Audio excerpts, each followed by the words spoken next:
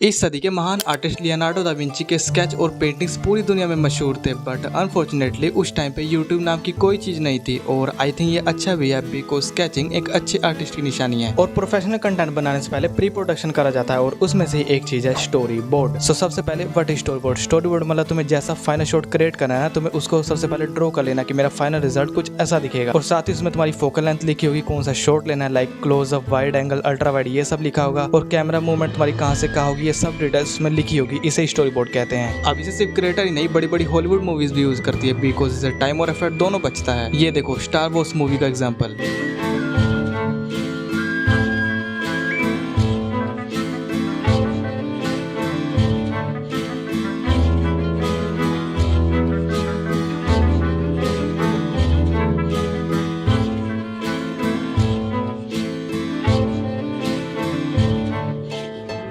और ये देखो स्पाइडरमैन मूवी का सीन, और साथ ही में तुम्हें फाइनल रिजल्ट भी दिखाया जो एक्चुअल स्टोरी बोर्ड से मिलता है।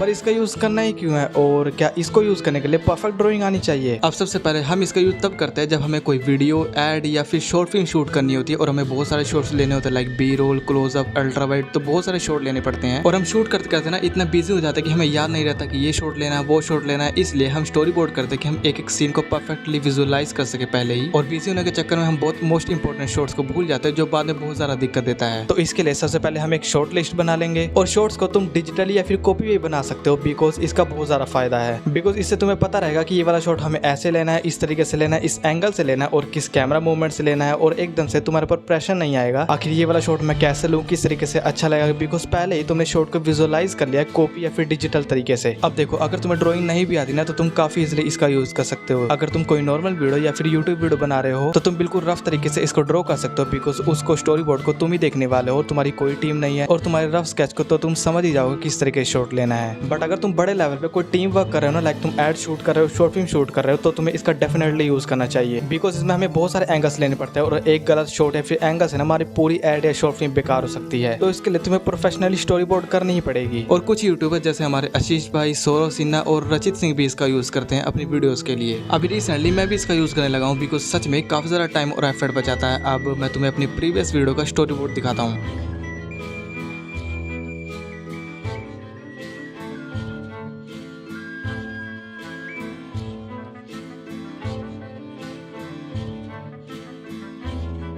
बिकॉज हमने इस शॉट को पहले ही विजुअलाइज कर लिया था स्टोरी बोर्ड की हेल्प से कि ये शॉट कुछ ऐसा दिखेगा, एंड तुम मेरी ड्राइंग देख ही सकते हो कितनी ज़्यादा प्रोफेशनल है। अब लेकिन इसको बनाए कहा, तुम इसको कॉपी या फिर डिजिटली फोन में कहीं पे भी बना सकते हो, बट मैं तुम्हें सजेस्ट करूंगा तुम इसे फोन में बनाओ, बिकॉज तुम कहीं भी फोन को एक्सेस कर सकते हो, और कभी तुम्हें शॉट में चेंजेस करने या स्टोरी बोर्ड बनाया तो तुम ईजिली बना सकते हो। सो इसके बाद तुम्हें कोई भी एडिटिंग ऐप डाउनलोड कर लेना है जिसमें ब्रश टूल मिलता हो, तो बस मैं तुम्हें पिक्सआर्ट में बना के दिखाता हूँ। अब देखो, तुम इसको पिक्सआर्ट में बना सकते हो, और तुम अपने नोट लिखते हो जिसमें नोट ऐप होता है उसमें बना सकते हो। तो मैं सिंपली यहाँ से एडिटर फोटो में जाऊंगा, ध्यान से तुम्हें कोई भी बैकग्राउंड ले लेना है, तो मैं यहाँ से व्हाइट ले लूंगा। देन उसके बाद यहाँ से तुम्हें सीधा देखो, तुम ब्रश में भी जा सकते हो, बट मैं यहाँ से ड्रॉ में जाऊंगा, और देखो यहाँ पे तुम्हें ब्रश के बहुत सारे ऑप्शंस मिल जाएंगे, तो इसको हटा देते हैं। अब देखो, मान लो तुम्हें जो भी सीन रिकॉर्ड करना है, सबसे पहले तुम्हें एक स्क्वायर बना लेना है, तो मैं यहाँ से स्क्वायर बना लेता हूँ। कि देखो काफ़ी मस्त यहाँ पे स्केचेस तुम बना सकते हो। तो मान लो मुझे यहाँ से एक सीन चाहिए, तो मैं खुद को यहाँ पर ड्रॉ कर लेता हूँ। मैं रफली कर रहा हूँ, बस मैं बता रहा हूँ कि तुम किस तरीके से शॉट कर सकते हो। तो इसको जूम कर लेंगे और यहाँ से हम 2 डॉट डाल देंगे।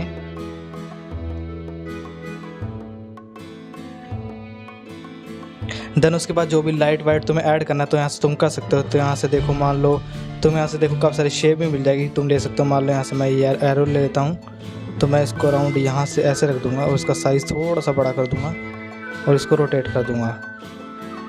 तो यहाँ पे देखो एरो आ गया, और यहाँ पे मैं लिख देता हूँ की लाइट। तो यहाँ पे देखो मैंने की लाइट लिख दिया। मैं बस एग्जांपल के लिए दिखा रहा हूँ, तुम्हें दिखाना है कि कैमरा यहाँ से मूव कर रहा है, तुम्हें सिंपली बस यहाँ से ऐसे ड्रॉ कर देना, और यहाँ पे एरो कर देना है। तो यहाँ पे तुम लिख सकते हो कैमरा।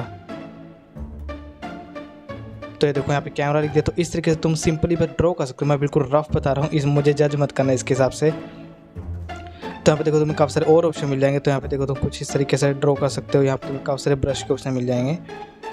तो यहाँ पे देखो तुम यहाँ पे कोई भी टेक्स्ट लिख के उसको पूरे स्क्रीन पे ऐड कर सकते हो। ये देखो,